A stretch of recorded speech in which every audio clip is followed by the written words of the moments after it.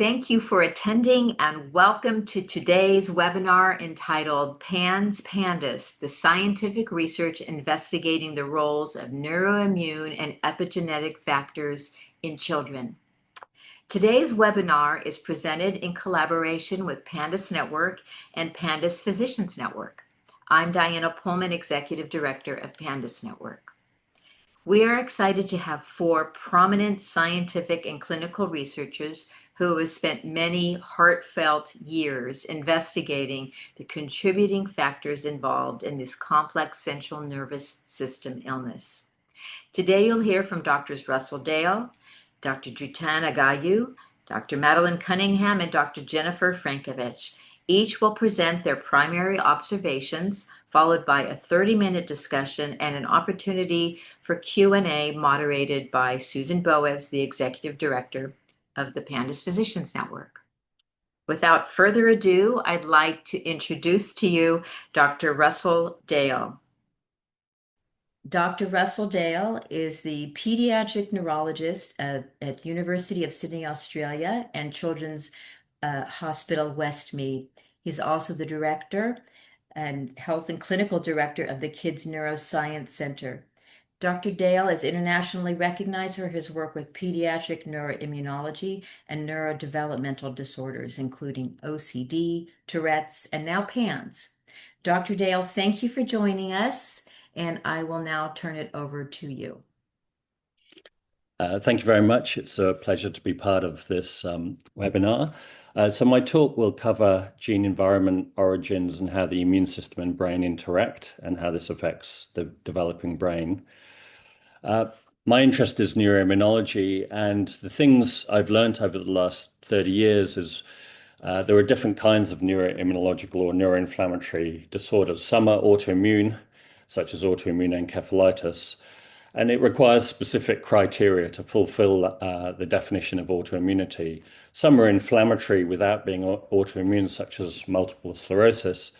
And then you have other forms of neuroinflammation, such as autoinflammatory problems, which is more the innate immune system. And then you have infection-triggered problems. And then finally, what we're proposing is the interaction between epigenetics and the immune system and the brain. The point really of saying that is not that everything that is neuroimmune is autoimmune. And so where are we as far as the sort of PANS and PANDAS phenomena? I think many clinicians accept that there is an acute onset OCD syndrome, that some children can present very abruptly. What is more difficult is what is it? And the two terms that we've had, of course, are PANDAS and PANS. As someone who likes to sort of objectively and critically appraise the area, I think the challenge with PANDAS is that the word autoimmune was used. And even though there is some evidence to support that, you really need objective evidence to be confident it's autoimmune. So the word PANS in a way is safer because it describes a clinical syndrome of pediatric acute neuropsychiatric. It doesn't necessarily infer specific immunopathology. So in a sense, it is, I would argue, a little bit safer. As a clinician, these are the things that myself and others observe. It seems to affect young children. That's obviously important. You know, why are children vulnerable, whereas adults less so?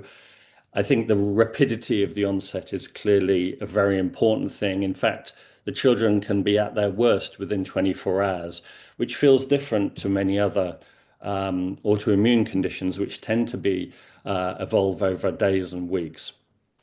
The phenotype, as we know, OCD, eating restriction, but it's not restricted to those problems. It can include executive problems, attentional, emotional control, and motor problems.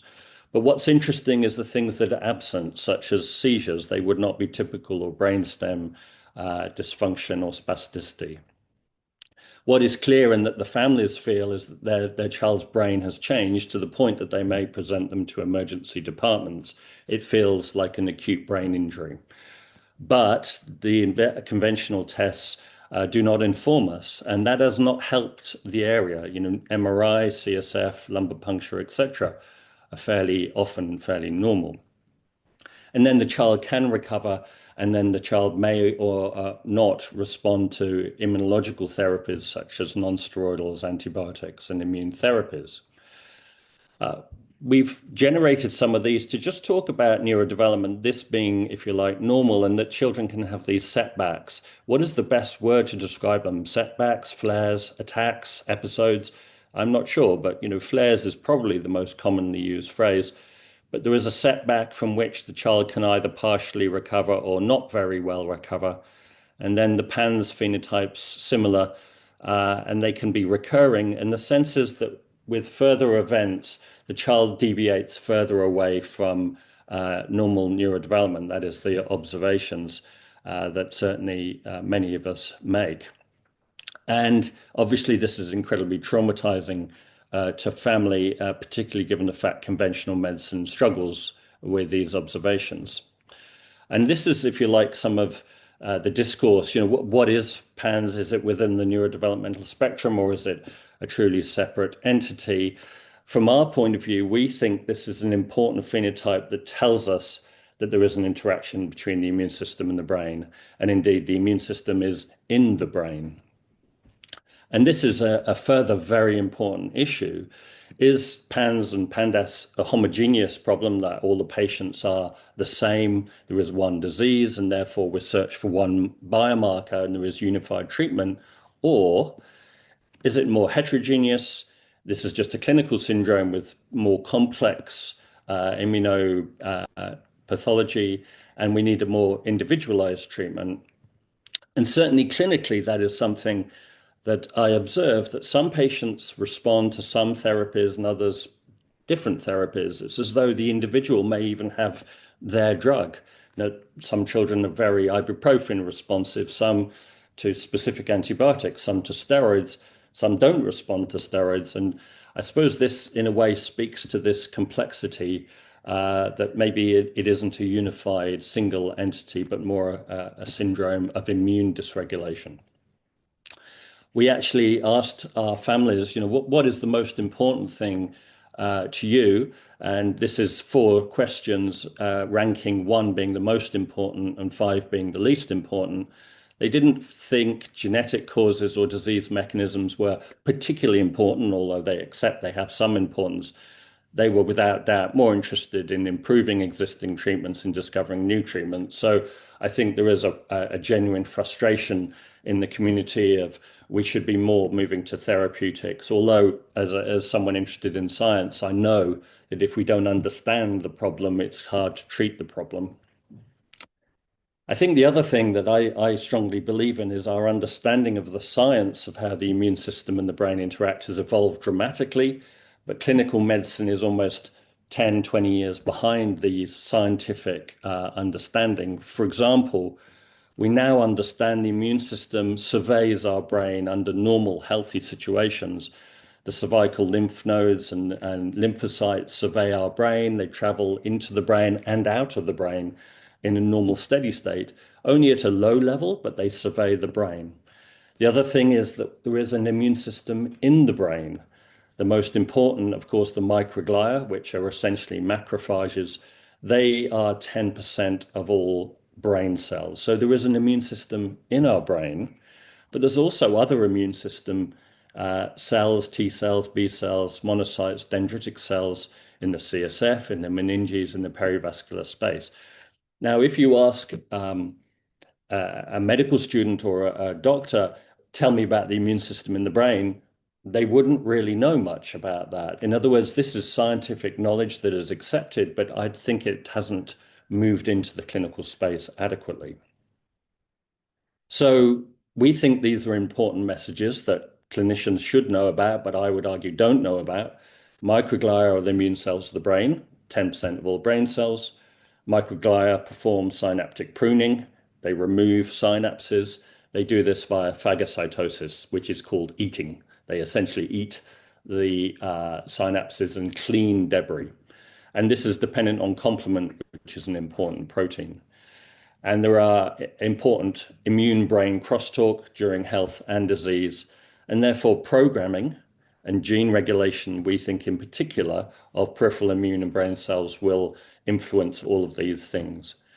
The other thing, of course, is the brain doesn't exist in a plastic bag. It exists in our body. It is interacting with the environment, with the immune system, with our gut, and all of our environment that we come into contact with. And these can trigger immune-brain interactions. And so our hypothesis is that PANS is an important clinical phenotype, which essentially tells us the immune system and the brain interact.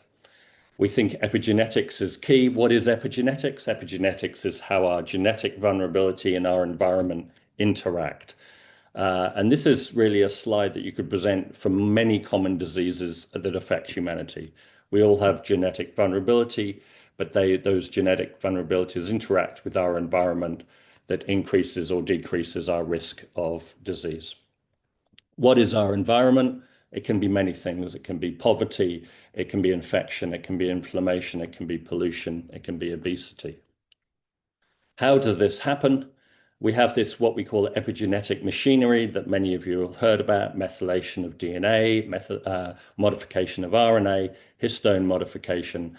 And this is how the environment influences gene expression. So in a way, this is the normal steady state. I think the word homeostatic or homeostasis is important, the steady state, and it results in immune homeostasis. But if you get gene dysregulation, you lose regulation of the immune system in the periphery and in the brain. And then we have this ongoing crosstalk between the immune system and the brain. So that's, if you like, the preamble. I'm just going to show in the last 5 minutes some of our data, which we think supports this concept about gene regulation, epigenetics, and immune dysregulation in PANS. This was work that essentially took 10 years to achieve, so it was pleasing when it finally got accepted this year. If we are interested in gene regulation, what's the best way of looking at that is RNA expression or RNA sequencing. So we look at which RNA is upregulated, which is downregulated, and we take all of the upregulated genes in red and find out what pathways are most upregulated and what pathways in blue are most downregulated. The theme we found was upregulated ribosomal and epigenetic activity and downregulated immune, as you can see, neutrophil degranulation and other immune pathways. Here are some RNA of genes showing the upregulated ribosomal protein genes in PANS compared to controls. Metal-3 is a methyl transferase, so elevated in PANS, whereas these immune genes, this is an integrin, MAP kinase is a signaling phosphokinase, and NF-kappa beta is a classic immune kinase, and these were downregulated in these patients. Another interesting thing is we wanted to ask the question, what do drugs do? What does intravenous immunoglobulin do in patients? So we took 4 patients with PANS. We took samples before and after IVIG. That's only 24 hours after IVIG, showing how quickly this works, and compared it with controls. And we used single-cell RNA sequencing, which allows every cell to be an experiment. So every cell you measure which genes are upregulated and which are downregulated. At baseline, this is pre-IVIG versus control. These are the statistically dysregulated genes. And you can see the scale here that in neutrophils, we had a lot of nearly 700 upregulated genes and some downregulated genes. So this was the baseline abnormality. But then after IVIG treatment, you can just appreciate how many genes are changed. This is statistically changed genes after IVIG. And it is quite remarkable. You get these pronounced upregulated and downregulated genes in immune cells, different immune cells here. And you can see it has a very broad effect, IVIG, on all immune cells. What do those genes do? You take all of those upregulated genes and those downregulated genes and find out the pathways. So in the before IVIG, the patients had downregulated in blue these pathways across different cell types. And these were mostly immune pathways. You see here, defense response to virus, interferon alpha. But some pathways were upregulated, you can see there. So it was more, we think the word dysregulation is better than, immune deficiency or inflammation. It's a bit more both. And I think that that might be important. And then after IVIG, we see reversal of many of these pathways. So it's as though IVIG is pushing these cells in the right direction. So just returning to this slide, these are my last two slides now. I think our question is PANS homogeneous or more heterogeneous? And different patients may have different immune dysregulation, some innate, some T cell, some B cell and antibody production, but some may be more allergic. There may be a more broad immune dysregulation. And this is obviously relevant. You know, do you take all patients as a whole and expect them all to respond similarly, or are there more individualized therapeutics required? So just to finish on that, we use single cell RNA sequencing in an individual and incubate their immune cells with drugs to find out what drugs will push their immune cells in the right direction. And you see here, this is a patient, in this case, had upregulated immune pathways here, but also some downregulated pathways that were reversed in this case by azithromycin. So in this patient, it looks, at least in a test tube, as though their immune cells may be improved by azithromycin. But of course, there are lots of other drugs we can test with this because we all recognize we want better therapeutics for our patients.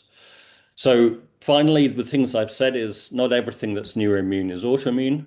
I think this immune brain narrative is still not well accepted or understood. It's understood in science and it's accepted in science, but not so well in clinical medicine. Everyone thinks everything is autoimmune, but that's not correct. There can be many, many things.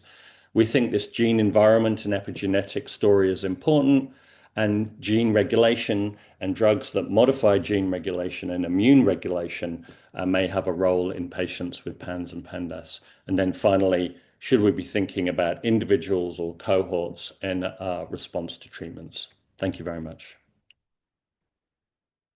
Next up, our presenter will be Dr. Dritan Agalliu, neuroscientist, professor of pathology and cell biology at the neurology department at Columbia University and Irving Medical Center. His research focuses on the formation and breakdown of the blood-brain barrier and other neurovascular diseases, and the role of the immune system in central nervous system disorders like multiple sclerosis, stroke, and of course, PANS, PANDAS. Without further ado, thank you, Dr. Agalliu. It's wonderful to have you joining us, and I'll turn it over to you now. Thank you, Diana, for the kind introduction. And I also want to thank both PANDAS Network and PANDAS Physician Network for organizing this fantastic webinar.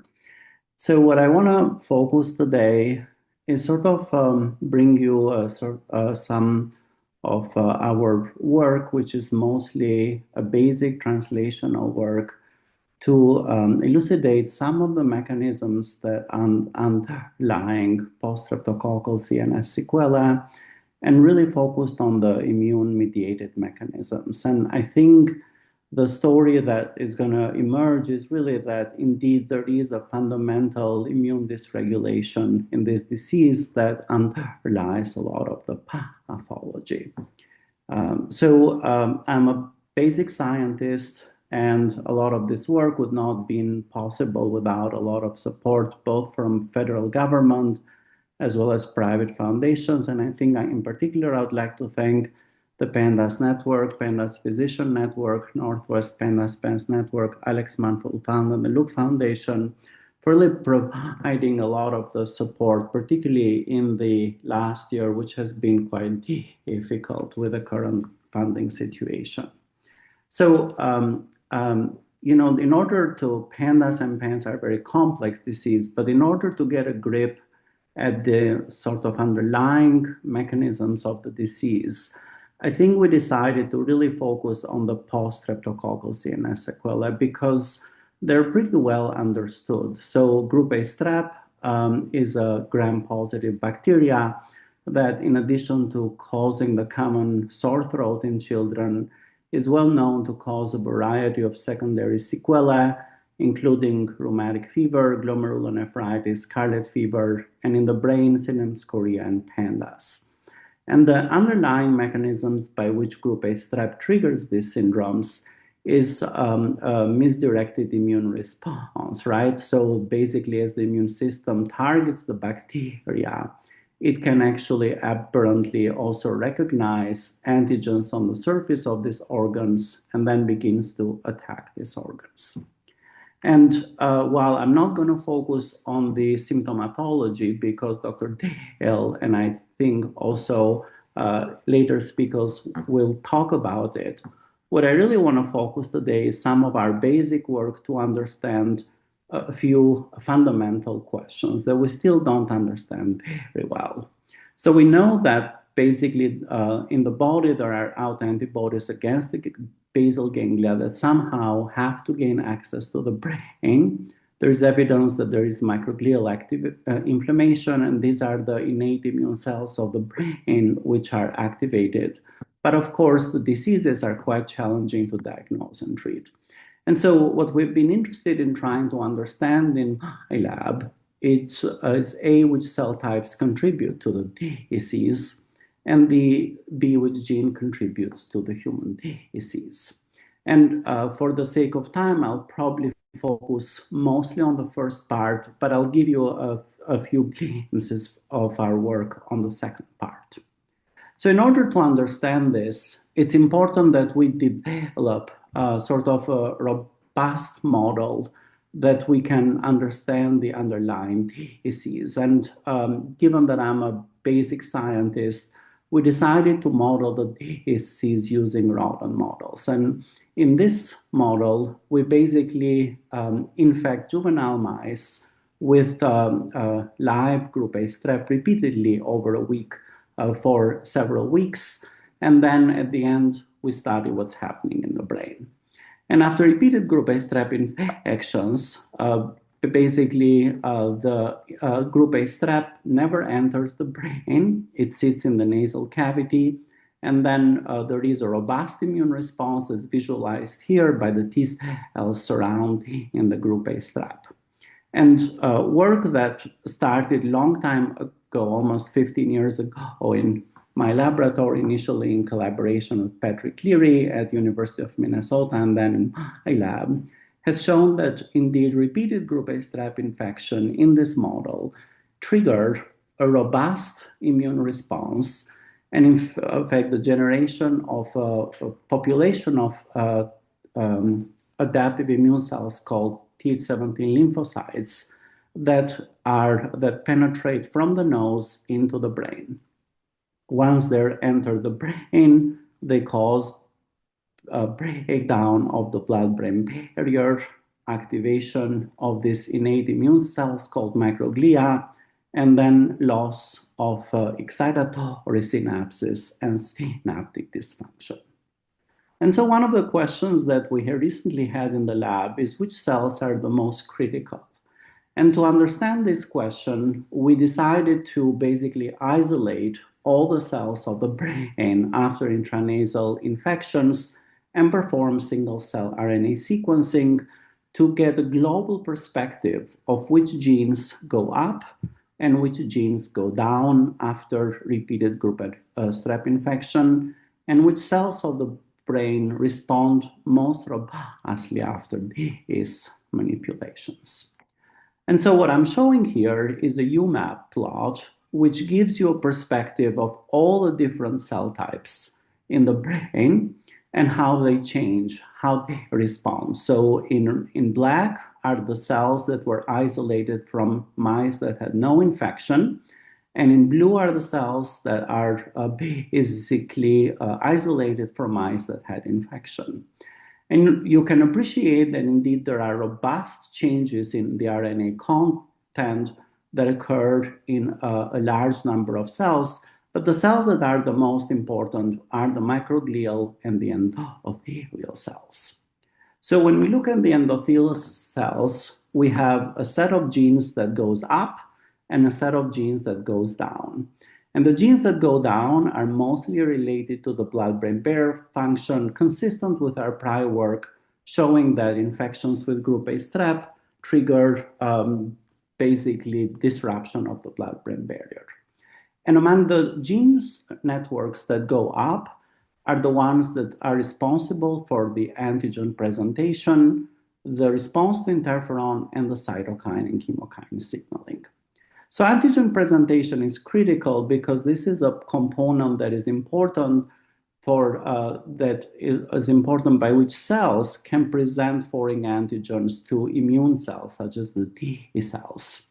And then they respond by releasing inflammatory or molecules such as interferons and cytokines that can trigger sort of the inflammatory responses, right?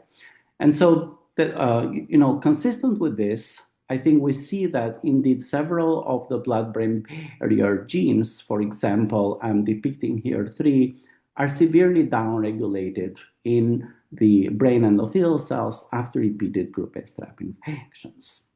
So the second population that shows dramatic shifts in their responses are the innate immune cells of the brain microglia.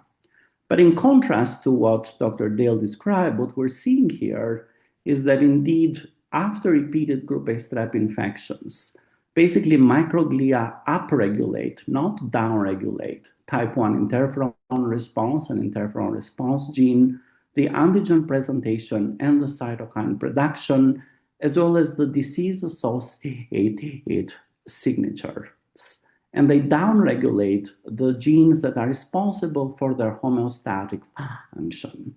So as examples here, what you can see here, I'm giving you examples of genes that are characteristics for this antigen presentation, cytokines and chemokines, as well as the interferon response. And you can see that these genes are fairly down, absent in the healthy microglia, and they are severely upregulated after repeated group A strep infections. And this is the case not just for microglia, but also for the infiltrating macrophages. And so this is an illustration here when you can see that basically several of these examples, such as CD74, an antigen presentation gene, TNF-alpha, which is a cytokine, and CCL5, which is a chemokine, are upregulated. And here is another example of an interferon response gene, IFI-10-3. So overall, then, we see that indeed microglia respond very dramatically and upregulate a lot of the genes that are important for the response. And in fact, when we compare the response of the microglia in this disease model with the response of microglia or endothelial cells in EAE, which is an animal model for multiple sclerosis, we see a lot of similarities. In fact, there is a dramatic overlap in the gene signatures between these in these cell types in these 2 disease models. So the infiltration of Th17 lymphocytes after repeated but not single gas infections is really a critical event in disease pathology. In previous work, we've shown that if you do not have these Th17 lymphocytes and you prevent their generation, you can rescue pretty much the majority of the phenotype. And in fact, consistent with that previous work, in single-cell RNA sequencing of endothelial cells, we can see that we can rescue a lot of the blood-brain barrier gene changes in the mutant, in mice that lack Th17 cells, but not in wild-type mice, obviously, after repeated group A strep infections. But some of the antigen presentation and interferon response goes further up, and I can discuss that later. Similarly, whereas the disease-associated phenotypes of the microglia and cytokine and chemokine production is rescued, antigen presentation is further elevated. And so what our work, which I don't have time to describe here for the sake of time as focus, is trying to understand which of the cytokines that are generated from Th17 cells are critical for this disease. And in understanding this, basically, we've come to understand that this cytokine IL-17A, which is generated by Th17 lymphocytes and pathological Th17 lymphocytes, seem to be the most critical in driving disease pathology. because although when you compare the responses of IL-17 and GM-CSF, they're common responses in the way they activate microglia, when it comes to the function of the blood-brain barrier, IL-17 seems to be uniquely able to break down and damage the blood-brain barrier, whereas GM-CSF doesn't appear to be so. And therefore, it's possible that indeed therapies that target IL-17A might be more beneficial in reducing of the disease in children. So the question arises, given the these findings in the rodent model, what is the clinical relevance for the human disease? And can we basically identify a set of cytokines and chemokines that may be helpful for the diagnosis, monitoring, treatment, or developing new therapies?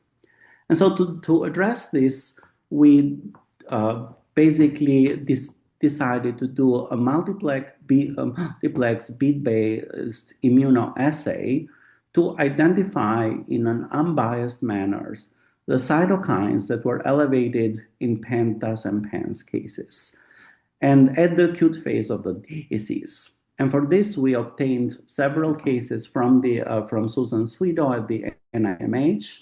And then we also recruited some cases at Columbia in the Department of Neurology in collaboration with the Pediatric Neurology and Child Psychiatry. And we also had some controls. So when we examine this, and I've color-coded them to help you, you can see that there is a set of cytokines and chemokines that are highly elevated in the sera of children with PANDAS and PANS at the acute phase compared to the healthy control. And some of these were the very cytokines and chemokines that we saw were highly upregulated both in the microglia and macrophages, whereas others, such as CSF2 or GM-CSF, IL-6, IL-22, and 23, are the ones derived from Th17. And when we look at some of these, you can see that there is a variability in their response, but for a subset of the patients, the levels of these chemokines and cytokines are highly upregulated. And so the question is, given that these cytokines are highly upregulated, what effect could they have on the human blood-brain barrier? And so to address this question, we decided to sort of develop our own in vitro model of the human blood-brain barrier using primary or iPSC-derived endothelial cells, pericytes, and astrocytes in this 3D model using the Mimetas organoplate system, where we can initially culture the brain endothelial cells until they form these nice tubules.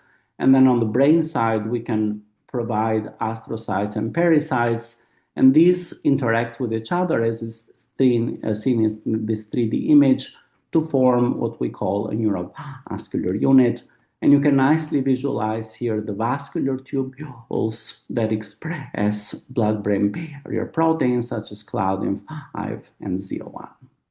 So when we apply then the sera on the blood side, we can see that the patient compared to control, we can see that indeed the patient's sera are able to robustly break down the blood-brain barrier and trigger the increase of the permeability as visualized with this green tracer that is injected into the blood site. And so to conclude then, our findings from both the mouse model and the human data suggest that PANDAS and PANS is a neuroinflammatory disease. Inflammatory cytokines in patient sera, which mirror a lot of the inflammatory cytokines that we see in the mouse model from both microglia and macrophages, are, can be used for diagnostic purposes, and they also some of them can be used to monitor treatment. And this data also suggests that drugs that target this neuroinflammatory response may be beneficial for long-term treatment. So because I'm out of time, I'm not going to have a chance to talk about the genetics, but I want to acknowledge some of the people who did the work, and in particular, the two people that I want to acknowledge are Charlotte Wayne and Ur-Ak Chan. Charlotte was a former graduate student, and Ur-Ak Chan is a current postdoc who is continuing the work that I described here. And, thank you for your attention, and I'll answer the questions at the very end. Our next presenter is Dr. Madeleine Cunningham. She's a George Lynn Cross Research Professor and Director of Microbiology and Immunology at the University of Oklahoma's Health Sciences Center. Her work has pioneered the development of monoclonal antibodies in human disease, molecular mimicry, autoimmunity, and the role of infection in diseases affecting the heart and the brain. Dr. Cunningham, thank you for joining us. I'll be turning it over to you. Well, thank you so much. And Susan's going to be showing my slides. I had some problem with my share. So Susan, if you put those up, and I would also like to thank the PANDAS Network and the Physicians PANDAS Network for support, and also for all these years. I can remember many years ago when Susan sat in my lab and we began our 1,000-patient study with a group at Harvard. And so it's a delight to be able to hear all of these talks today and know that the field has moved so much further and so much more is understood. So with that, the title of my presentation is Dopamine Receptor Autoantibodies in Infectious Sequelae Differentiates Movement and versus Psychiatric Disorders in PANDAS. Next slide. Thank you. Speaker disclosures are many of the groups that have funded us, the PANDAS Physicians Network, PANDAS Network, PepsiCo, the David Judah Fund at Harvard, Autism Speaks Trailblazer Awards. I've got a couple of slides on that. We are getting ready to publish some of that. The Brain Foundation has been very important in this work, as well as the many years of NIH funding that we've had and original funding through the American Heart Association. So next slide, please. The group A streptococcal diseases you heard about from Dr. Agalliu, and of course pharyngitis and impetigo, most commonly seen in children, that leads to the infection that leads to rheumatic fever and other autoimmune type of sequelae like PANDAS. Next slide, please.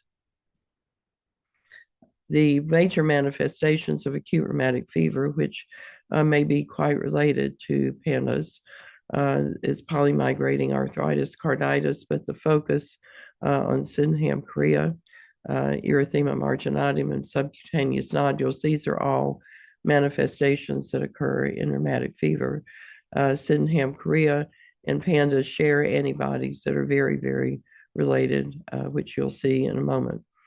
The group A streptococcal infection goes through the pharyngeal epithelium, as you can see on this slide, and allows B cells to recognize such antigens, where cross-reactive B cells and cross-reactive T cells develop, and Th17 cells, so important because children especially get upper respiratory tract infections, and the Th17 cells are very prevalent in the sinuses and in the tonsils, and they connect particularly the autoimmunity that we see in strep with these Th17 cells that are activated by the infection. The brain, of course, is affected with chorea, and PANDAS is added, of course, to that group of diseases. Next slide, please. Antibody cross-reactivity between group A strep and brain antigens develops through cross-reactivity with the group A streptococcal M protein and the group A carbohydrate. Next slide. It's not the next, it's the next. Thank you. The molecular mimicry develops, and you can see using the neuronal picture here that the antigens that are targeted by the autoantibodies include the dopamine receptors D1 and D2.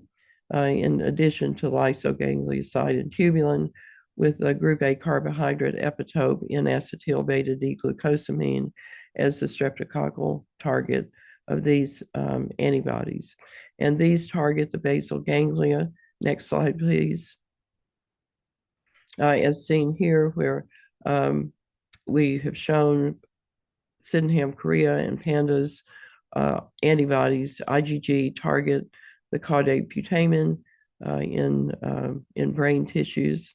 Next slide, please. This is CSF, but translational approach that we took to investigate these diseases was, as Susan said, using human monoclonal antibodies produced from PANDAS, also Sydenham chorea, to identify the brain autoantigens and streptococcal antigens and study the pathogenesis of the disease. Next slide, please. So to me, this is one of the most important experiments that we did. It took a long time and a lot of money, but we developed a transgenic mouse that expressed the major autoantibody from Sydenham chorea, the human monoclonal antibody 24.3.1 that was engineered as an IgG for mice and was labeled with a 1A so that we could see it in the basal ganglia, and it targeted the ventral tegmental area and the substantia nigra in the mouse brain, and is shown here as its own label. It was labeled in the cells because it was labeled when we put it in. So the staining of the antibody was demonstrated in dopaminergic neurons, which in the central area there that you can see the red neurons, those are stained with an antibody to tyrosine hydroxylase, labeling those as dopaminergic neurons, showing that these antibodies from strep actually target the dopaminergic neurons in the basal ganglia. And the cortex, as you see, also had a few positive cells that the antibody penetrated, and notice that the nucleus is spared and the antibodies seem to be inside the cells and not in the hippocampus. The hippocampus was spared. So next slide, please. Anti-neuronal autoantibodies and CAM kinase 2 activation in PANDAS. This simply shows the group of antibodies, autoantibodies we found over the years in our studies that are present in PANDAS and also in Sydenham chorea. The two dopamine receptor autoantibodies, lysoganglioside, often found in those patients that may have neurologic Lyme or Lyme disease, tubulin. And then the CAM-K2 is important because it is studied in a SKNSH neuronal cell that shows that the autoantibodies from PANDAS, Sydenham chorea, actually elevate the CAM kinase, activate it in these neuronal cells. And we believe that this likely happens in the brain. Next slide, please. I would like to point out that upon in patients, as they get better, the anti-neuronal autoantibodies do decrease in improvement from whatever they have improved from, that the antibodies drop as the patients improve. Next slide, please. We have I have a couple of unpublished that I thought maybe it might relate a little bit to some things that Dr. Dale had been discussing in his most recent paper, that antibody-mediated CAM kinase 2 activation is elevated in ASD and ASD PANDAS. It's very interesting. We don't totally understand it yet at this point, but we're getting ready to get this submitted and published. But the age-matched controls you can see on the left in ages 2 to 7, and the PANDAS that is elevated, and the ASD PANDAS that is elevated. And then the ASD only was significant because it was elevated above the normal controls. And in looking at the ages 8 through 17, a similar situation with CAM kinase, a little more elevated with a very highly significant p-value with both PANDAS and ASD PANDAS elevated. The overlapping differentially expressed gene analysis of ASD and ASD PANDAS and PANDAS serum indicated that there was overlap, and there were 187 shared genes. Now, again, this is not like what Dr. Dale did, but this is putting the serum and the antibodies from these patients onto the SKNSH cell line, which we knew we have all the CAM kinase activation to see what was actually happening in those cells. And the genes suggested an abnormal morphology with the cerebral ventricles, and that was one of the dominant pathways, and others, of course, that were important in neurological disorders and psychiatric disorders, and also related to infection. So we're anxious to get this out there very soon. Next slide, please. Just to focus a little bit now on D1 and D2, because the presentation will end with the discussion of D1 and D2 autoantibodies and their correlation with neuropsychiatric symptoms is shown here in one of the papers with Hilla Ben Pazi and an Israeli Sydenham Korea group. And you can see the correlation of the autoantibody ratio with the neuropsychiatric symptoms. Next slide, please. D2R autoantibodies, as Sydenham Korea, may become chronic and last for some time after streptococcal induced Sydenham Korea. That the D2 autoantibodies are elevated, and the D1 are elevated, but not really significantly. Next slide, please. The autoimmune psychosis position paper also lists the D2R autoantibodies in the list of those antibodies observed in autoimmune psychoses. And we have noted that patients with psychoses that are tested for D1 and D2 have very high titers, 16,000, 32,000 for D1 and 32,000, 64,000 for D2. That in general, having these two together are important in driving the psychosis, we believe. Next slide, please. So I'd like to introduce Dr. Chandra Menendez, who recently published in JCI Insight an article from our laboratory that importantly looked at the dopamine receptor autoantibody signaling in infectious sequelae and how it differentiates movement versus neuropsychiatric disorders. Next slide, please. So we took 3 cohorts. First, the first 50 cases that were found at NIMH and compared with Sydenham Korea. Cohort 2 was the IVIG trial from NIMH, and cohort 3 was the large group of youth and young adults. And we then also added a 4th group, which was the Dr. Ben Pazi's group from Israel. Next slide, please. So the PANDAS and Sydenham Korea cohorts, looking at the Sydenham Korea, you can see here the D2R autoantibodies are highly elevated, but the D1 are not significant.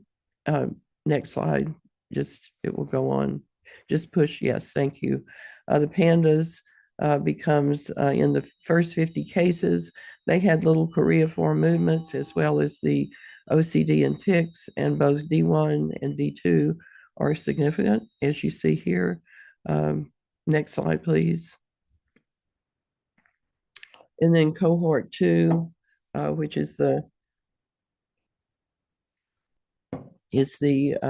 classic PANDAS from the NIMH trial. Anti-D1 autoantibodies are elevated and only are significant. The D2 are not significant. Next slide, please. In the large heterogeneous cohort, very similarly, the D1 were highly elevated and significant, whereas D2R were not. Next slide, please. Next slide, please. So Dr. Menendez very smartly decided to use ROC curves to help visualize the diagnostic accuracy of the D1 and D2 tests. And it has a lot of characteristics that are important to help indicate the specificity and sensitivity. Next slide, please. So when we looked at Sydenham, Korea, and go ahead and punch in for like a next slide so we can see the other side, we see that in Korea we get very strong predictive value with a large area under the curve there using the ROC curves.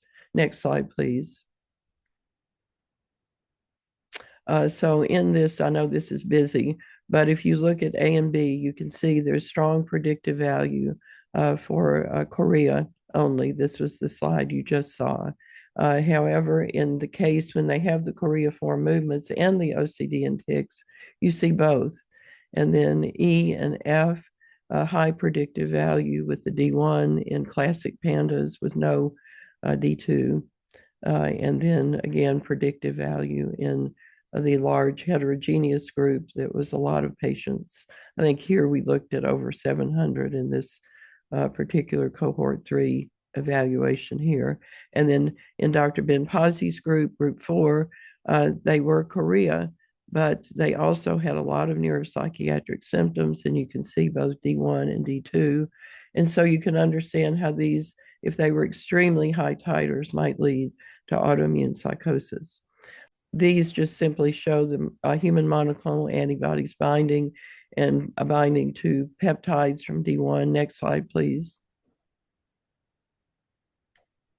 And that D1 is expressed in D1 transfectants, and that, next slide, just that the antibody actually is pre-treated with the peptide disappears of D1. It was important that we used siRNA to actually block the signaling of the autoantibodies, because we used the gene blazer cell lines to show that D1R was signaled in pandas, and that the siRNA knockdown, so that D1 and D2 are important. D1 more important for pandas, and Sydenham, Korea, the D2 leading to the movement disorder.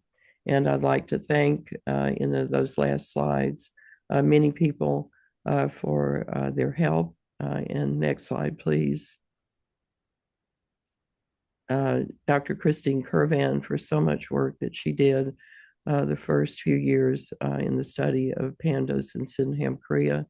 And then the next slide, recognizing Dr. Sweeto and Dr. Chandra Menendez and Kathy Alvarez for all the work that they did in many of the studies. Kathy running the 1,000-patient study over those couple of years that we did that. And thank you very much. Okay, thank you so much. I really appreciated that. Our next presenter is Dr. Jenny Frankovich. She is a clinical professor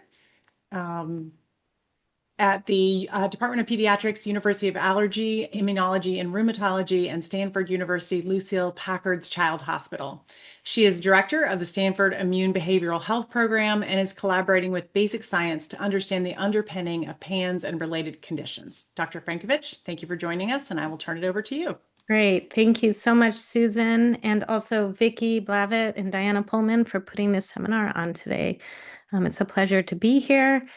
So I first wanted to sort of go over where we are. At this point, you've heard excellent talks from Dritan and Russell and Madeleine, and we sort of, as a field, understand that there's likely an immune predisposition to this, as Russell Dale pointed out, potentially epigenetic predispositions. There's been some studies in the microbiome and more exome studies suggesting potentially predisposition. And we know this inherently as clinicians because lots and lots of kids get repeated strep infections and they don't deteriorate, or other infections and they don't deteriorate. So certainly there's an immune predisposition. We think that there's a systemic immune activation, and we'll go over some evidence of this today, including innate immune activation, vascular inflammation, complement activation. And you've heard from Madeleine about the cross-reactive antibodies. And this systemic inflammation, and according to Dr. Agalliu's animal models, these immune mediators traffic to the brain. And it's those immune mediators that are likely disrupting the blood-brain barrier, including things like complement activation products, cytokines, chemokines. And there's also now evidence for pro-inflammatory brain homing cells. And this is probably how antibodies get into the brain, although as Russell Dale's work pointed out, it may not be antibody mediated. There may be autoantibodies, and how much of it is causing these disorders, especially in the really young kids. Is it more about microglial activation? Is it more about autoantibodies? We're learning about this. So, and it may be mixed mechanisms, just like with complex diseases like lupus. It's not all one thing. You have autoantibodies, you have innate immune system activation. There are plenty of lupus patients that don't have lupus-specific antibodies, so it's complex. And then the end result is neurovascular inflammation and injury, microglial activation suggested by Dritan's animal models, loss of excitatory synapses, and autoantibody binding to cholinergic interneurons, as put forth by Dr. Pittenger at Yale. So just to clarify the field a little bit, we have these overlapping conditions. And as Sue Sweeto had intended, the PANDAS criteria is meant for research. And it requires that the episodes are temporarily associated with strep. But with conditions like Sydenham's chorea, we know that most patients present to clinics after the window of time to diagnose strep. So there are many there are many patients who may be strep triggered, but they weren't evaluated for strep in the window of time when you can see strep. And so we've labeled these kids as PANS. So Sue Sweeto came up with the definition for PANS, in part to recognize that there are patients triggered by other infections, but also in part to recognize that there are patients triggered by strep, but we missed our opportunity to diagnose it. So we still use the PANDAS criteria for research. So when Chris Pittenger or other people want samples from us and they want the clear strep-triggered samples, we give them the PANDAS samples. But for clinic, we use PANS. And the reason I'm bringing this up is for all the clinicians out there, just because you don't detect strep does not mean that that case is not strep-triggered. So you always have to be paying attention to that. So I just wanted to give that background and then also to point out, I think you all recognize now that these disorders are basal ganglia related conditions where there's inflammation and injury. And when a patient presents to you, they may have an active infection driving inflammation, or they may present after the infection has resolved and you're just dealing with the post-infection inflammatory condition. Or they may present after the active infection and inflammation has resolved, and now the child has injury and needs rehabilitation. With patients coming to us, we assume that all three are going on, and we evaluate and treat accordingly. As you all know, there's 4 imaging studies now that confirm that the basal ganglia is involved in the children that present with PANS and PANDAS. And there's now 4 sleep studies which point to a high incidence of movement during REM sleep, which is also a predictor of Parkinson's and multiple systems atrophy, which also involve the basal ganglia. And we also see that on neurological exam, many of these kids have reflexes associated with basal ganglia dysfunction, including 22% with a positive glabellar tap reflex, which this is a reflex that resolves in infancy. And if it's present in a child or an adult, it's a predictor of, well, if it presents in an adult, it's a predictor of Parkinson's disease. So again, a lot of data now pointing to the basal ganglia as the source. And, in addition to all of Dr. Cunningham's excellent autoantibody works, Chris Pittenger at Yale is also looking at antibodies binding to cholinergic interneurons in the basal ganglia. He hasn't identified the protein or the receptor target, but I think his data is excellent in that he has shown that the metabolic properties and the electrical properties of these cholinergic interneurons are altered by these antibodies, and that the antibody levels correlate with OCD scores. And he's now looked at 5 separate cohorts. 4 of them were post-strep. He's just started looking at our samples, which are not post-strep, although we can't say for sure they're not post-strep because we might have missed the infection. And so far, he's seeing this cholinergic antibody binding in all of those. And as Dritan's work is nicely pointing out that the blood-brain barrier is impacted, and he's looking at his animal models. We wanted to see if plasma from patients disrupt the blood-brain barrier. Our model that we've developed at Stanford is not as sophisticated as Dritan's. It simply looks at a monolayer of brain endothelial cells. And based on this, Dr. Mandel has found that the leakiness of this monolayer is higher when the PANS flare plasma is applied to the model compared to the healthy controls and compared to the PANS recovered state. And even when we look at kids that have a flare on a good baseline or a flare on top of chronic symptoms, we see that the leakiness is higher compared to their relative recovery state. And when the PANS active plasma, or the flare plasma, is applied to the monolayer, the brain endothelial cell monolayer, and Dr. Mandel looks with fluoroscopy, he sees the loss of these tight junction proteins, adherent junction proteins, and the formation of actin stress fibers, which deform the endothelial cells, as compared to the healthy controls and as compared to the PANS improved state. So potentially this is evidence, this is evidence that using the PANS flare plasma, that this is disrupting endothelial cells. And part of why we decided to look at this and that we believed Dritan's animal model is because we see signs of vascular inflammation in the bodies of these children. So we didn't think that the vascular inflammation that we're seeing on physical exam was limited to the skin and mucosal surfaces, that it probably also involved the endothelial cells in the brain. And the other reason why we thought the blood-brain barrier was disrupted in these kids is because these kids, like kids with autoimmune encephalitis, are hypersensitive to psychotropics. So we can use them at really, really low doses.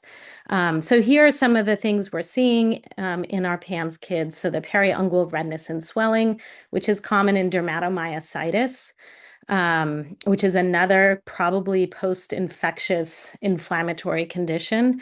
We see the palatal petechiae, usually just in cases where we see right after the onset, and it's probably a sign of group A strep.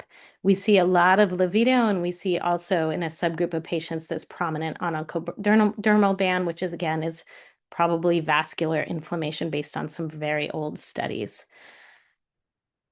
We also see evidence of joint inflammation, as we do in Sydenham's chorea.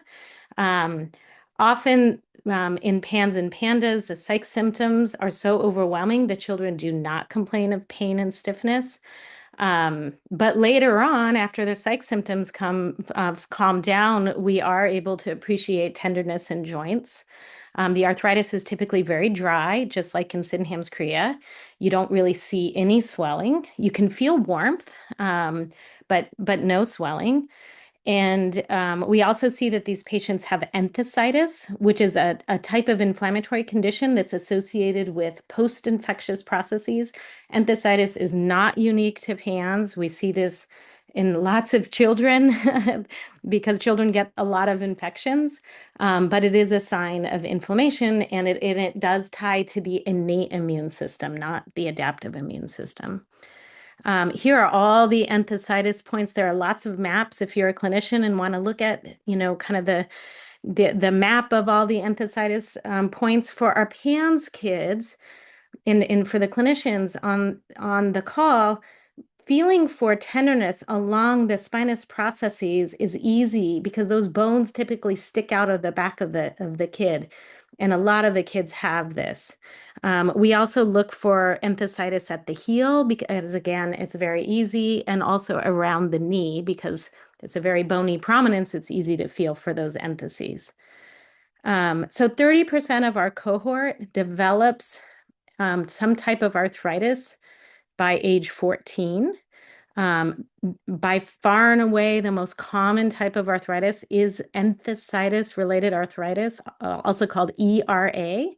Again, it's common in childhood, so this is not unique to PANS. We don't have any cases of rheumatoid arthritis, systemic onset arthritis. There are many, many types of arthritis. This is the type we see in PANS.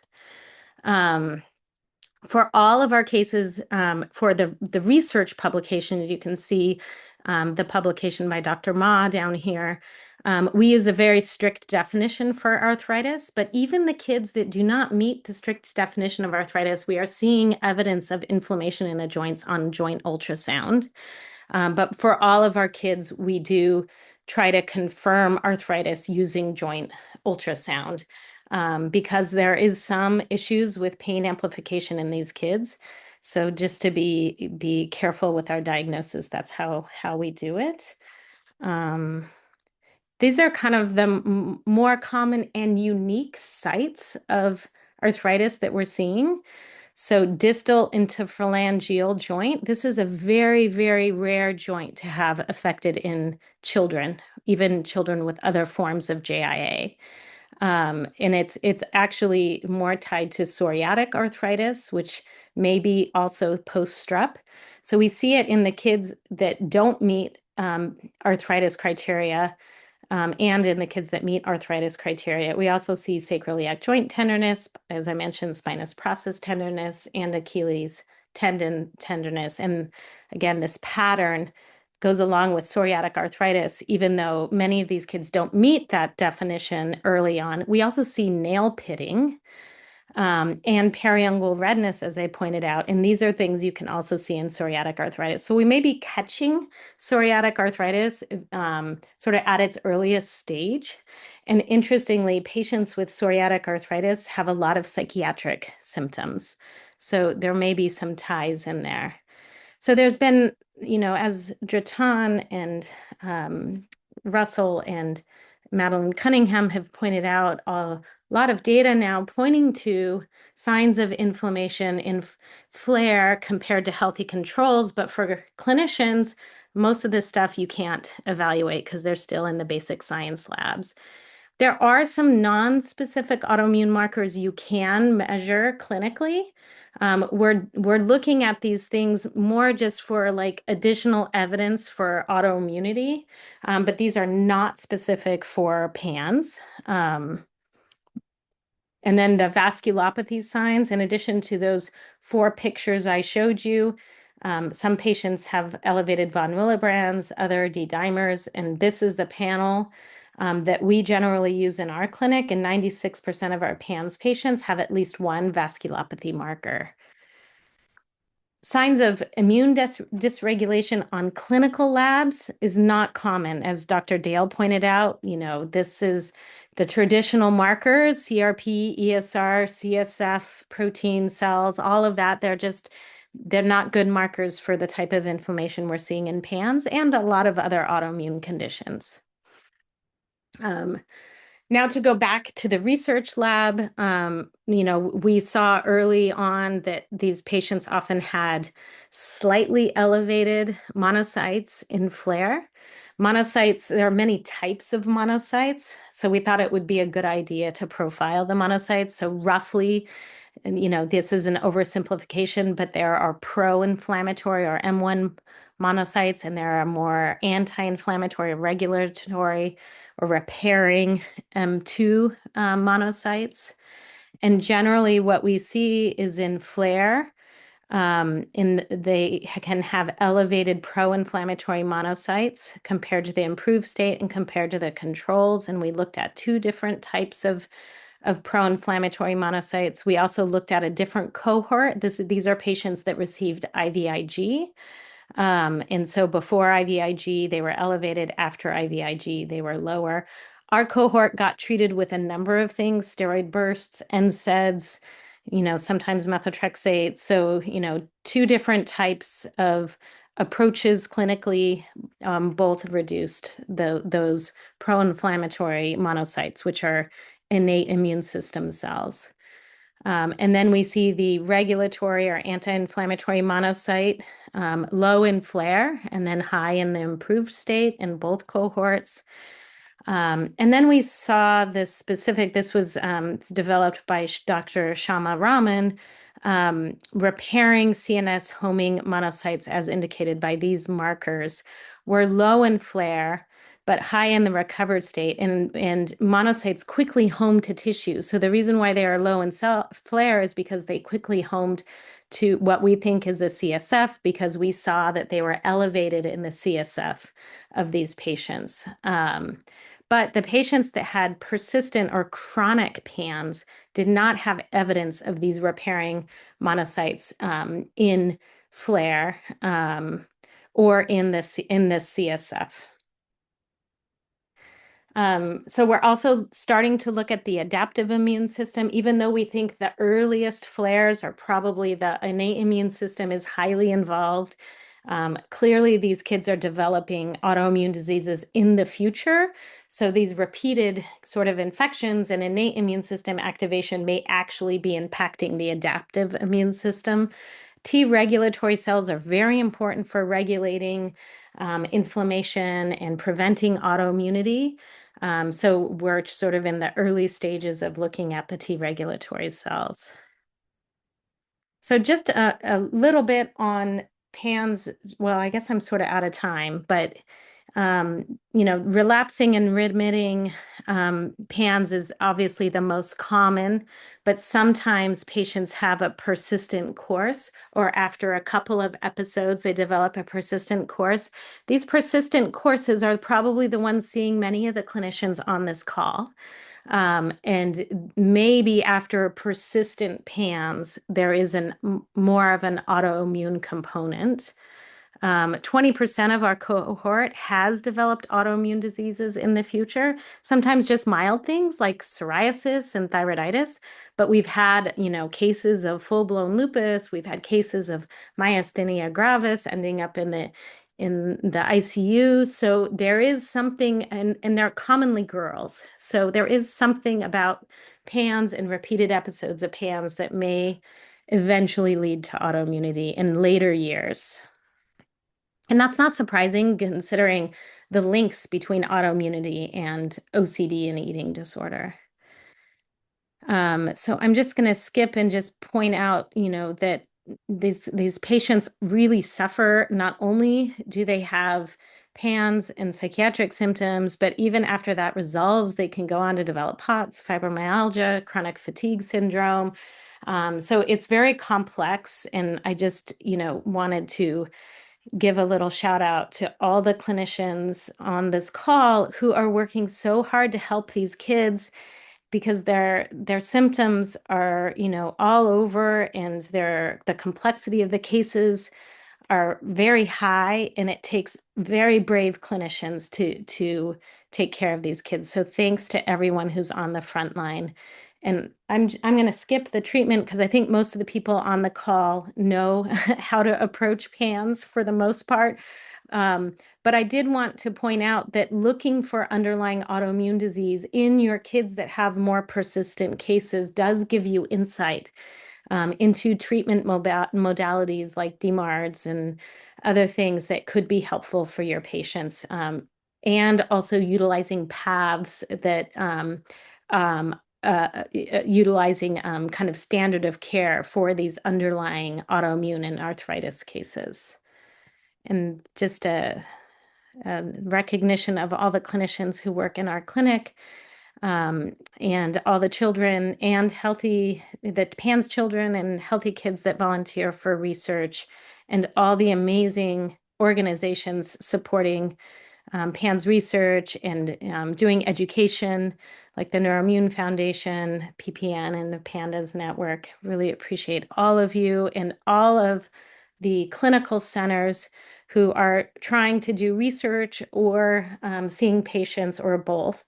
It's slowly the list of people that believe in this disorder and studying this disorder is increasing. So thank you very much.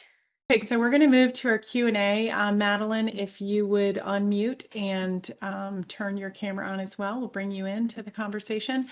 Dr. Frankovich does have to leave us in about 12 minutes, so we will get some of her comments here first in the Q&A, and then the rest of our speakers will be able to stay on for a few more minutes to continue through Q&A. We'll try to answer as many questions as possible.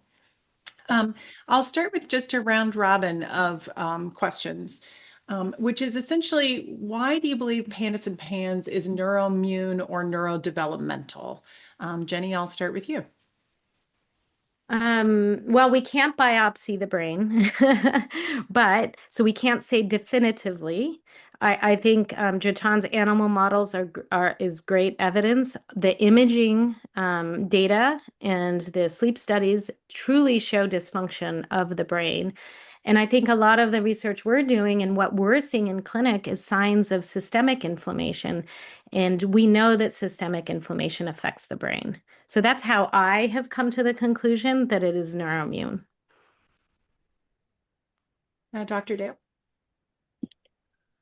Well, I think the provocation by infections and by other immunological environmental stressors triggering these changes, that's probably one of the bigger clues that, this is an immune brain condition. I think the more challenging thing, as we've heard in the talks, is, what precisely in this individual is the immune dysregulation. And I think what Jenny mentioned resonates strongly with me. Most children do not have this response. Why? In other words, there is a vulnerability. There's something innately vulnerable in these individuals that they respond abnormally to fairly typical infections. I think that remains a fundamental question. Mm-hmm. Yeah. Dr. Cunningham? Well, I think the new work that Dr. Dale has done and the ideas that Jenny and Dritan have brought brings us to a point where it's very important to understand the susceptibility of the children. And that's something that Dr. Dale's work brings to our panel that we've not had before, which is important for us to realize, because we haven't known until he published his work that there are these susceptibilities. I still believe there's the autoimmune component. I think that it in some children, you're going to have autoimmunity and you're going to have frank autoimmune disease. But the confusion that lies around it, around all of these diseases we see, because they're a mixture, is that the different changes in the brain in each individual, because I think that's what he's trying to do, is actually look at individuals and predict, what you might get. There's still the combined thing of the autoimmunity that, you have to underscore too, that as you look at everything, it's just important that we can put it together today for our Dr. Agalliu? Yeah, so I I think that based on our collective work from me and Madeleine and Dr. Cunningham and Dr. Frankovich, I think that I'm more prone to think of this as a neuroimmune disorder because basically our work on the animal model and also Dr. Cunningham's work really points out very clearly to underlying neuroimmune dysfunction. And of course, we have very little clinical data, but Dr. Frankovich has a lot more clinical data from her expansive cohort to suggest that there is a very severe underlying neuroimmune dysfunction. However, I do agree a little bit with Dr. Dale in the sense that why only a subset of children get this disease. And in work that I didn't have time to present, we've started to look at this by doing some genetic studies. And in those genetic studies, we actually do find that some of the genes that are implicated are actually genes that regulate the immune function. And the work of my postdoc, Urak Chan, which I didn't have time to present today for the sake of time, one of the genes that we found was dysregulated ISAR-XRA, which is a transcription factor that we find regulates the microglial immune responses. And so I still believe that there is an underlying genetic predisposition, but a lot of our data suggests that some of these underlying are in the immune dysfunction.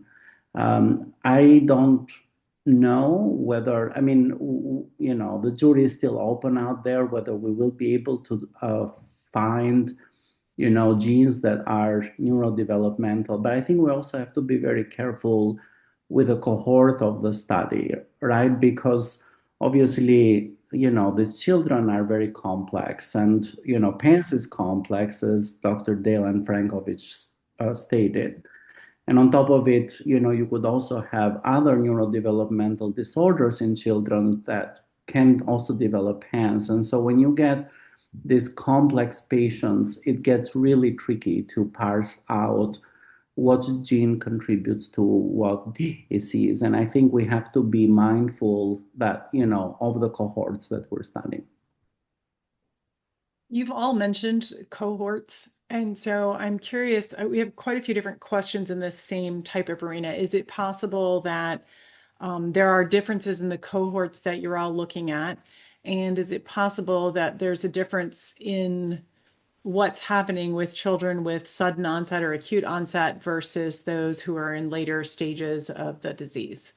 Jenny, I'll pass it to you again. Oh, yeah, that's such a great question. Yeah, and I to answer this, I want to point out something that Madeleine Cunningham taught me 2 decades ago when I was taking care of acute rheumatic fever patients and then eventually PANS, where like these kids in the earliest episodes would resolve so quickly, just antibiotics and NSAIDs. And so I'd called her. Madeleine probably remembers these calls because she's got an incredible memory.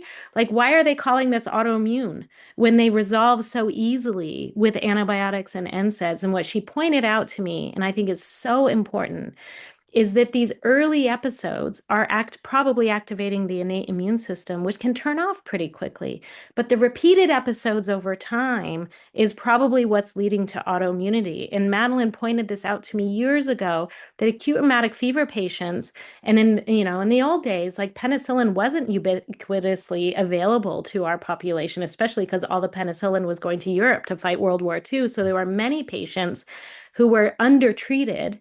And what Madeleine taught me is many of these patients went on to develop lupus and rheumatoid arthritis and other autoimmune diseases. So, and I think that's what we're seeing in our PANS cohort, is especially the ones where you miss the opportunity to detect strep. So the kids are continuing to get strep, every fall, every spring, and that continues to drive the immune response.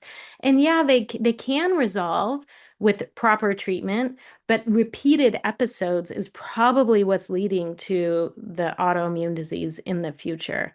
So I think if you're combining like new onset cases with chronic cases, right, you're not going to see a signal.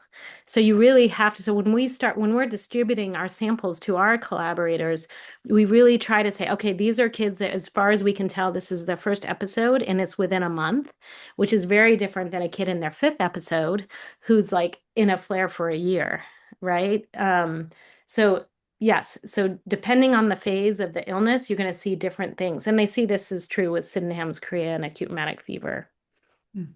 Right, Madeleine? Did I I'll say pass it it to right? Madeleine. Madeleine, Thanks. did she get that right? Do you have anything to Yes. add? Yeah, thanks. Dr. Cunningham, do you have anything to add? Oh, I know. I'm happy that we were discussing it because it was the point I wanted to bring up was the repeated infections. Sorry, let me. Well, Madeleine is recovering. Dr. Dale, do you have any comments on that topic? Yeah, so the study that we did was in the context of children who had more of a chronic course. So they were actually a median of 4 years. They weren't acute samples. So I think, again, understanding this sort of measures what we believe is their basal state. They're not that they weren't taken during sort of acute flares. I think the other interesting thing in it, and it sort of speaks to what Jenny says, is of course the immune system is extremely complex and things can evolve over time. And so this time point that we're all measuring. The other thing that we see in family histories, and many people around the world have reported this, is there is often a family history of immune dysregulation, often autoimmunity in mothers and so forth. And so there seems to be some enrichment of immune dysregulation in families. Not always, but certainly. The other sort of thing I just wanted to make the point, sometimes we like to partition, over responsiveness and under responsiveness of the immune system, but it's so common to have both. If you think about what the immune system does, it fights infection and it tidies. So it kills bugs and then tidies things up and then switches off. If it doesn't do that well, it results in residual mess, residual infection, and chronic inflammation. In other words, if you under-respond, you will get inflammation. And that is why inflammation is a common theme of all chronic human disease.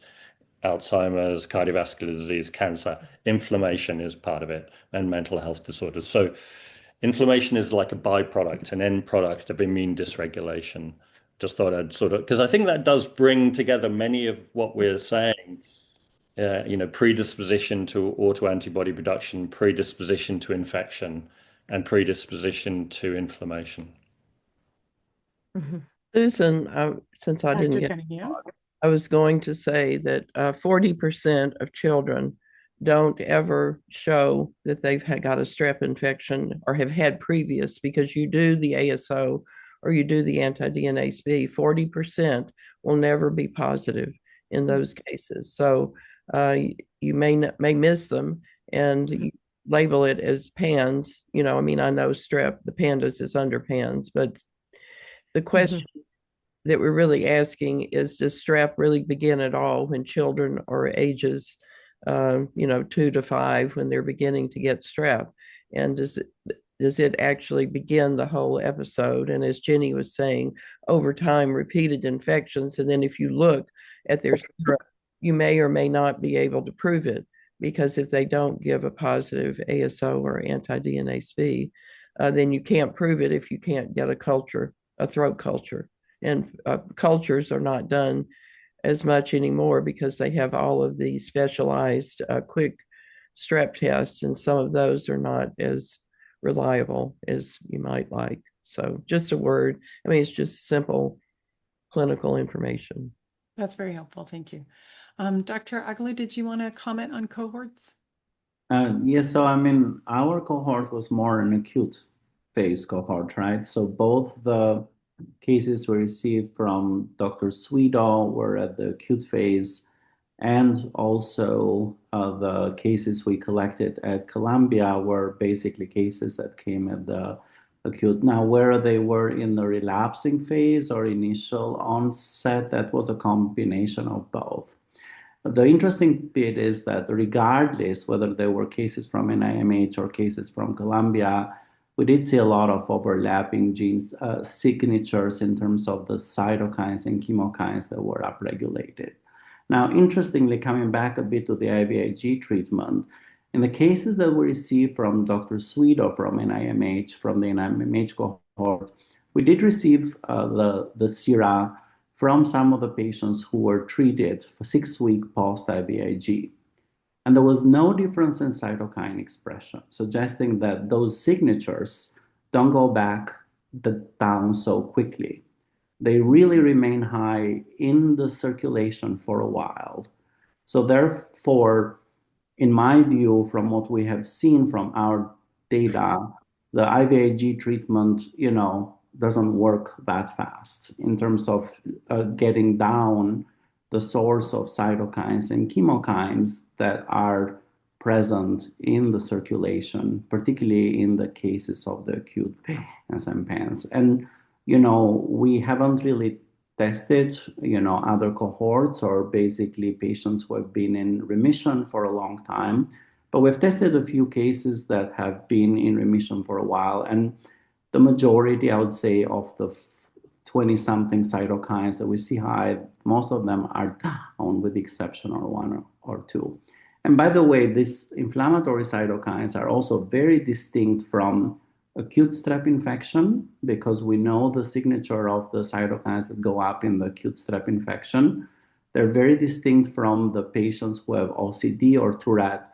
So this seems to be a unique cytokine chemokine signature that we're seeing in the plasma.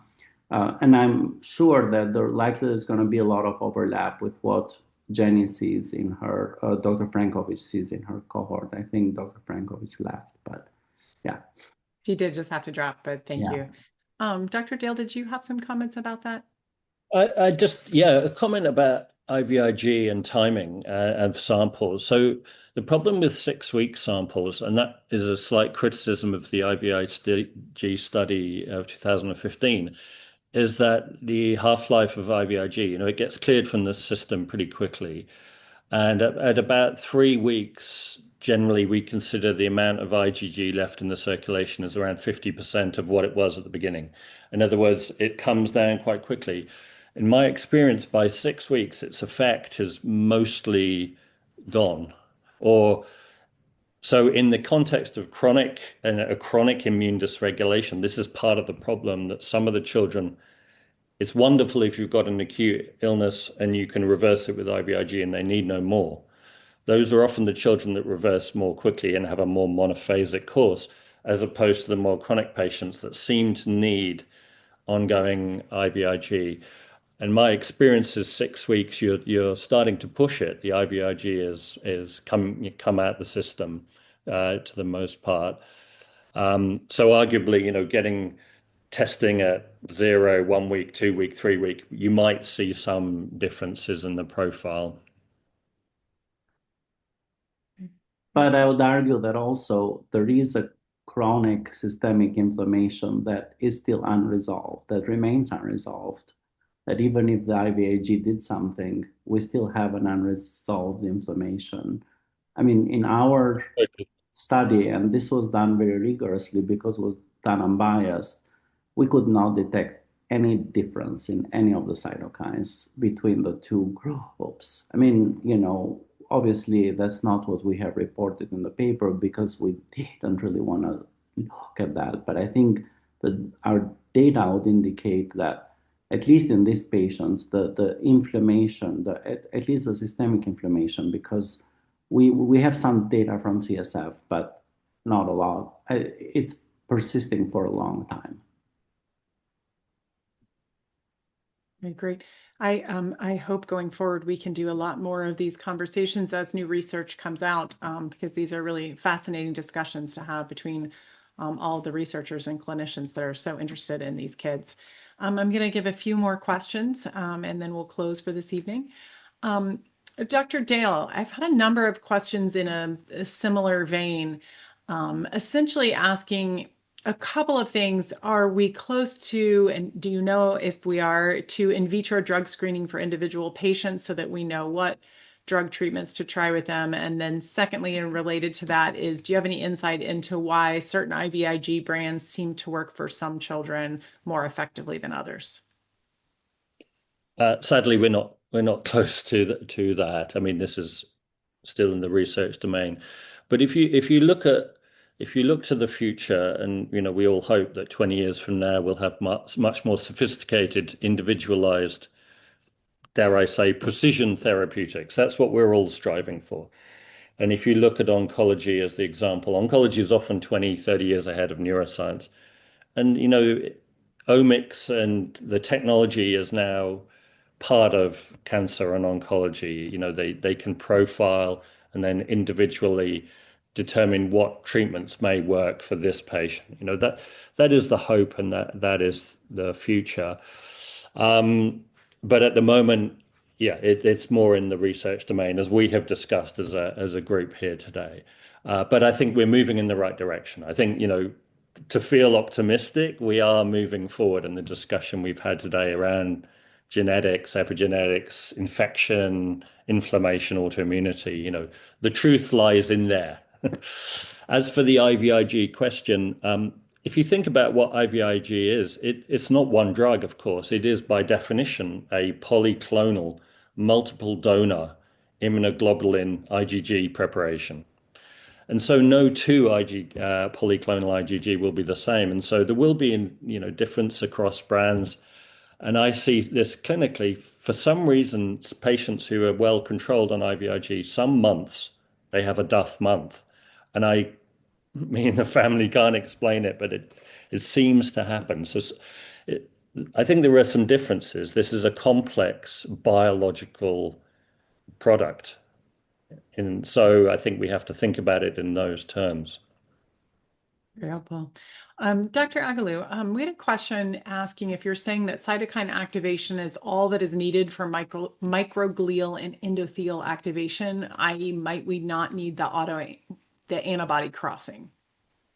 No, actually, I think in our model, which we published a while ago, actually in 2020, when we published a paper on the Th17 cytokines, I think that we made it very clear that indeed the T-cell-derived cytokines are important for triggering secretion of cytokines and chemokines from the microglia, macrophages, and T cells. And I believe that's part of the story. Part of the story is that the disruption of the blood-brain barrier does allow antibodies to enter the brain. In fact, our research began from that question, indeed, how do these antibodies can enter the brain? And I think that really it doesn't belittle the role of antibodies on this process. They have distinct effects and distinct roles in is pathology. And I think that studying both the role of antibodies as well as the role of T-cell cytokines in triggering pathologies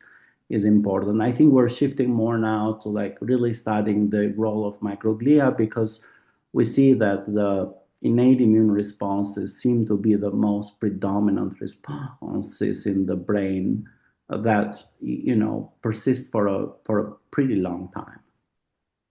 I might just add on to the previous comment, if you don't mind. It's just that I feel it's just about the blood-brain barrier. And I think, Dritan makes this excellent point about, passage of antibodies and cells across the blood-brain barrier. But the other thing we need to think about is drugs. Do drugs cross the blood-brain barrier? Some do and some don't. And if we have an innate immune problem like microglial activation, but the drug doesn't get into the CNS, that may not be less effective. So that is just something for us for the future to think about, drug penetration into the brain. Is that important? Or can we just treat the periphery, but do we need to penetrate the brain? I think it's just a super important topic. Sorry, what was the other thing you mentioned? The other Susan? question was around psychotropics and whether these children are particularly sensitive, if that is observationally clinic-based or if that is now evidence-based. I'll just give my personal observation is as Jenny said in her talk, conventional therapies still can be very useful, and they can still help patients. So that's probably my simple answer. Mm-hmm. However, some patients are genuinely sensitive, And it's possible these patients are more sensitive. I think the challenge sometimes, if you try to give a drug in a very hyperacute setting, the child is very sick, and you're trying to give a drug, it's very fraught. And, things can go, you may think this is not working or even making the child worse. That may be true, or it may not be true because they're just so unwell. I think it can be a very challenging thing to treat the hyperacute phase. But I think what Jenny said, they still have a role, but I think you need to be wary is probably the way I approach it. I'm going to wind here with a last question for the panel. This has come up a number of times in the chat and is also probably one of our top questions that we're being asked universally right now, which is, does your research apply to, we're talking about the pediatric population today, does it apply to an adult population, or is any of your research making you wonder about what research needs to be done in the adult population? And Dr. Cunningham, I'll start with you. All right. Well, I've been sitting here thinking about this. So it's a good question to try to answer. The autoantibodies that we see in the children that have the strep disease are G protein coupled receptor antibodies. And I know that's a mouthful for lay people, but these are particular antibodies that bind these types of receptors that are all over your body. I mean, they're probably, who knows, maybe there are more than 200 of them in our bodies, and they control our sex organs, they control our brain, they control our heart. And so these are antibodies to the dopamine receptors, for example, or to the beta adrenergic receptors. Well, what happens, I don't know for sure, it's only a speculation, but as children get older, they develop POTS. And I think POTS develops from PANDAS and other types of diseases that affect other parts of your body. Polycystic ovary syndrome is another one, that these are GPCR receptor antibodies. And so I think that there's this long connection that goes from childhood to adulthood as children begin to develop these chronic diseases, and that if they have, if it's epitope spreading or whatever, I mean, the receptors have very similar structures. And so I think there's a pecking order on the autoantibodies that, if they bind one receptor very well, if they were to get altered very much, they might bind another receptor even better. And so this is something that we need to study about how this might be happening in the adult children that have had PANDAS in the beginning, that develop into this plethora of diseases. I mean, even glaucoma is probably caused by a group of GPCR receptor autoantibodies. So it's something that we definitely need to focus on, and they're diseases that are not really well accepted. In other words, people have kind of shoveled them under the rug because they're misunderstood. That's the best word for it, misunderstood diseases. Thank you. Dr. Agalliu? So I think it's also important that, one of the challenges that we have, particularly if we're thinking about genetic susceptibility, is that, there's just very few cases, right? And we don't really know how those cases continue. And so I think for us, I think in collaboration with PANDAS Network, we've also started to really collect samples from adults who probably had PANS or they thought they had PANS, because I think it's important to really, our genetic makeup doesn't change, right? But I think that, getting samples from patients who have probably had this and are now young adolescents or adults would be really helpful. And that's what we're doing. We're also getting samples from those cases who are in their 30s or older who have had PANS in order to expand.